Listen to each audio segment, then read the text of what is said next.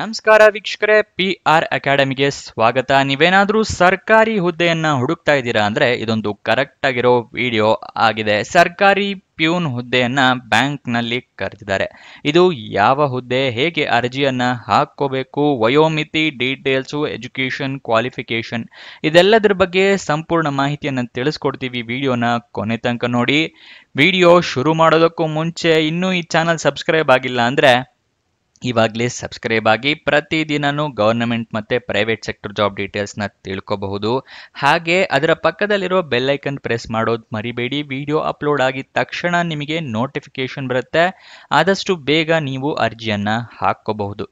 ಇವಾಗ ವಿಡಿಯೋನ ಶುರು ಮಾಡೋಣ. ಬ್ಯಾಂಕ್ ಆಫ್ ಬರೋಡಾದವರು ಹುದ್ದೆಗಳಿಗೆ ಅರ್ಜಿಯನ್ನ ಕರೆದಿದ್ದಾರೆ. 500 ಹುದ್ದೆ ಖಾಲಿ ಇದೆ. ಉದ್ಯೋಗ ಸ್ಥಳ ಅಖಿಲ ಭಾರತದಲ್ಲಿ ಹಲವಾರು ಸ್ಟೇಟ್ಗಳಲ್ಲಿ ಖಾಲಿ ಇದೆ. ಯಾವ್ಯಾವ ಸ್ಟೇಟ್ ಅಂತ ಹೇಳಿ ನಿಮಗೆ ತಿಳಿಸ್ಕೊಡ್ತೀನಿ.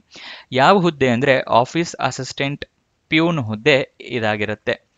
ಇದಕ್ಕೆ ಸ್ಯಾಲ್ರಿ 19,500 ರೂಪಾಯಿಂದ ಹಿಡಿದು 37,815 ರೂಪಾಯಿ ತಿಂಗಳಿಗಿರುತ್ತೆ.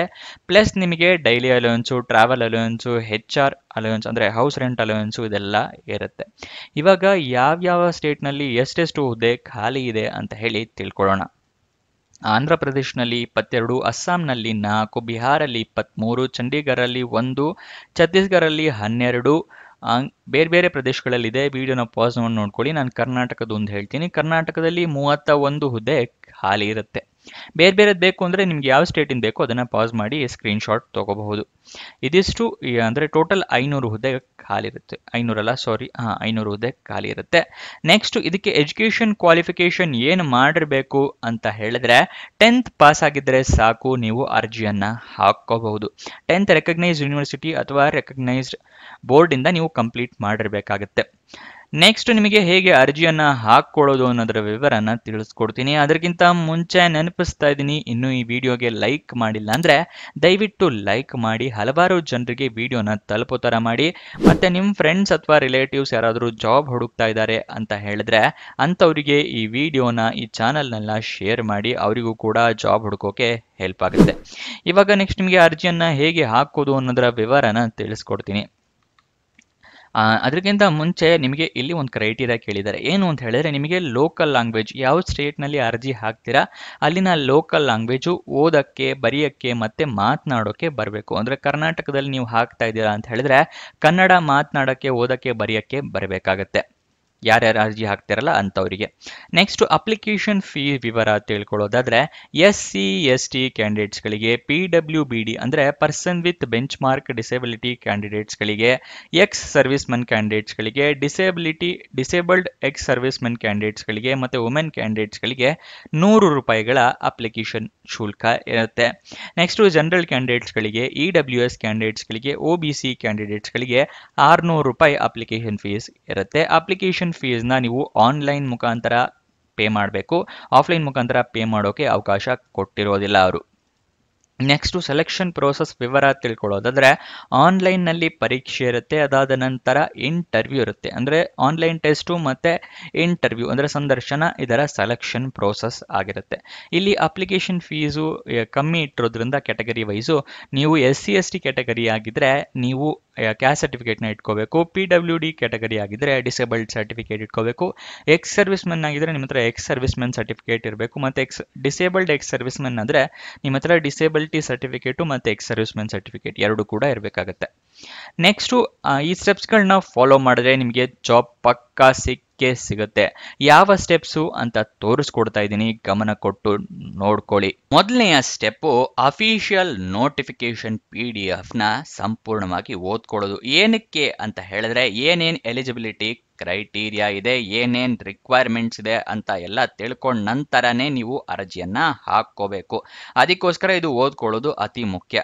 ಇದು ಏನೋ ಓದ್ಕೊಳ್ಳಿ ಅಂತ ಹೇಳಿದ್ರಿ, ಆದರೆ ಅಫಿಷಿಯಲ್ ನೋಟಿಫಿಕೇಶನ್ ಎಲ್ಲಿ ಸಿಗುತ್ತೆ ಅಂತ ನೀವು ಕೇಳಿದ್ರೆ ವಿಡಿಯೋ ಡಿಸ್ಕ್ರಿಪ್ಷನ್ನಲ್ಲಿ ಟೆಲಿಗ್ರಾಮ್ ಚಾನಲ್ನ ಲಿಂಕ್ ಕೊಟ್ಟಿದ್ದೀವಿ. ಅಲ್ಲಿಂದ ಕ್ಲಿಕ್ ಮಾಡಿ ಟೆಲಿಗ್ರಾಮ್ ಚಾನಲ್ನ ಜಾಯಿನ್ ಆಗಿ ಅಫಿಷಿಯಲ್ ನೋಟಿಫಿಕೇಶನ್ PDF ನ ನೀವು ಡೌನ್ಲೋಡ್ ಮಾಡ್ಕೋಬಹುದು.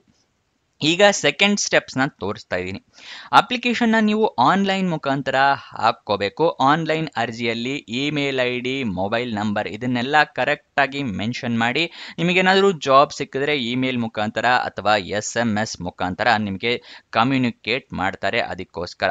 ಓಕೆನಾ. ನೆಕ್ಸ್ಟು ನೀವು ಡಾಕ್ಯುಮೆಂಟ್ಸ್ನೆಲ್ಲ ರೆಡಿ ಇಟ್ಕೋಬೇಕು. ಯಾವುದು ಅಂತ ಕೇಳ್ತಾ ಇದ್ದೀರಾ?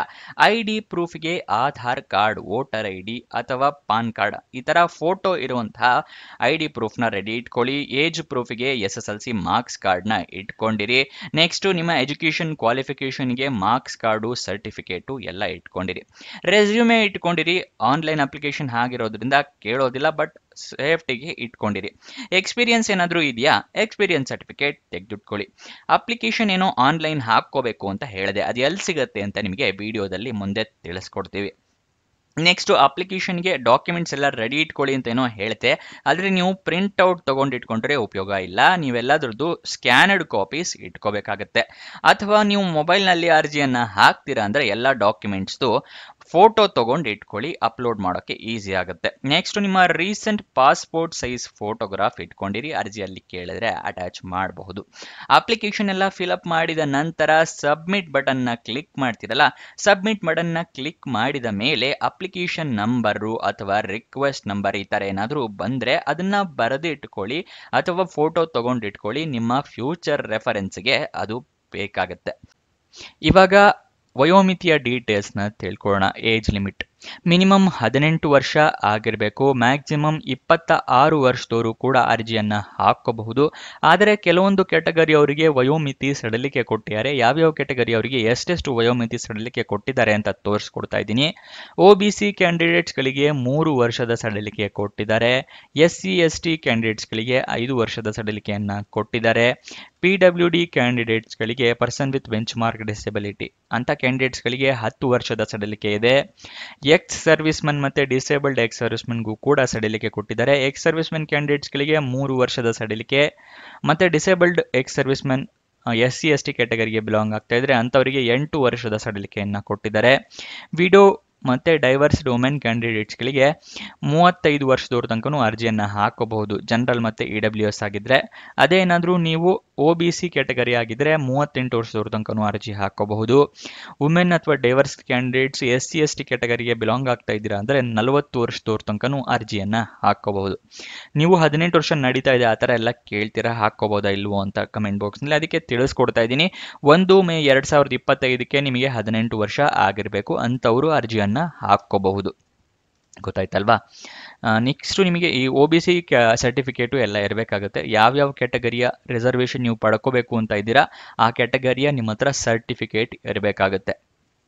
ನೆಕ್ಸ್ಟು ವುಮೆನ್ ಡೈವರ್ಸ್ಡ್ ಮಾತ್ರ ಅಲ್ಲ, ಡೈವರ್ಸ್ಡ್ ಅಂದರೆ ಸಪರೇಟೆಡ್ ಬೈ ಕೋರ್ಟ್ ಇರುತ್ತಲ್ಲ ಜುಡಿಷಿಯರಿ, ಅಂಥವರು ಕೂಡ ಅರ್ಜಿಯನ್ನು ಹಾಕಬಹುದು. ಆದರೆ ಸಪರೇಟೆಡ್ ಡೈವರ್ಸ್ ಡಾಕ್ಯುಮೆಂಟ್ಸ್ ಎಲ್ಲ ನಿಮ್ಮ ಹತ್ರ ಇರಬೇಕಾಗುತ್ತೆ. ನೆಕ್ಸ್ಟು ಅಪ್ಲಿಕೇಶನ್ ಓಪನ್ ಆಗಿದ್ದ ದಿನಾಂಕ ನೋಡೋದಾದರೆ 3 ಮೇ 2025, ಕೊನೆಯ ದಿನಾಂಕ 23 ಮೇ 2025. ಅಷ್ಟರ ಒಳಗಡೆ ನೀವು ಅರ್ಜಿಯನ್ನು ಹಾಕ್ಕೊಳ್ಳಿ. ಕೊನೆ ದಿನಾಂಕ ತನಕ ವೇಟ್ ಮಾಡೋದಕ್ಕೆ ಹೋಗಬೇಡಿ, ಆದಷ್ಟು ಬೇಗ ಅರ್ಜಿ ಹಾಕ್ಕೊಳ್ಳಿ. ಕೊನೆ ದಿನಾಂಕ ಹತ್ತಿರ ಬರ್ತಿದ್ದಾಗೆ ಸರ್ವರ್ ಕ್ರಾಶ್ ಆಗೋ ಸಾಧ್ಯತೆ ಜಾಸ್ತಿ ಇರುತ್ತೆ. ಅಪ್ಲಿಕೇಶನ್ ಫೀಸ್ನ ಪೇ ಮಾಡೋಕ್ಕೂ ಕೂಡ 23 ಮೇ 2025 ಕೊನೆಯ ದಿನಾಂಕ ಆಗಿರುತ್ತೆ. ನೆಕ್ಸ್ಟು ನಿಮಗೆ ಆವಾಗಲೇ ನೋಟಿಫಿಕೇಶನ್ ತಿಳಿಸ್ಕೊಟ್ಟೆ, ಅಪ್ಲಿಕೇಶನ್ ಆನ್ಲೈನ್ ಅಂತ ಹೇಳಿದೆ ಅಲ್ವಾ, ಅದರ ಲಿಂಕ್ನ ನಾನು ನಿಮಗೆ ಸ್ಕ್ರೀನ್ ಮೇಲೆ ತೋರಿಸ್ತಾ ಇದ್ದೀನಿ.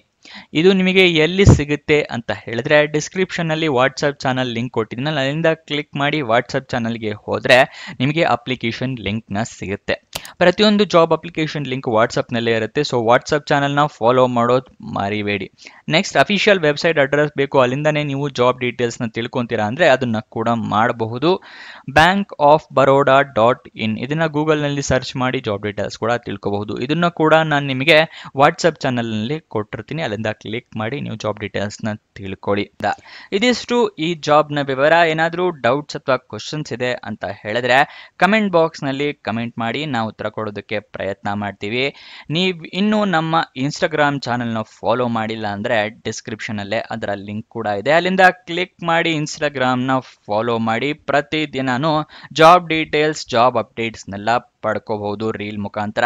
ಹಾಗೆ ನಿಮ್ಮ ಫ್ರೆಂಡ್ಸ್ ಆ್ಯಂಡ್ ರಿಲೇಟಿವ್ಸ್ಗೆ ಕೂಡ ರೀಲ್ ಮುಖಾಂತರನೇ ಜಾಬ್ ಡೀಟೇಲ್ಸ್ ಎಲ್ಲ ಸೆಂಡ್ ಕೂಡ ಮಾಡಬಹುದು ಇನ್ಸ್ಟಾಗ್ರಾಮ್ನಲ್ಲಿ. ಸೊ ಅದನ್ನು ಫಾಲೋ ಮಾಡೋದು ಮರಿಬೇಡಿ. ಕೊನೆ ತನಕ ನೋಡಿದ್ದಕ್ಕೆ ಧನ್ಯವಾದ. ಇನ್ನೊಂದು ಜಾಬ್ ವಿಡಿಯೋ ಜೊತೆ ಸಿಗೋಣ. ಬಾಯ್ ಬಾಯ್.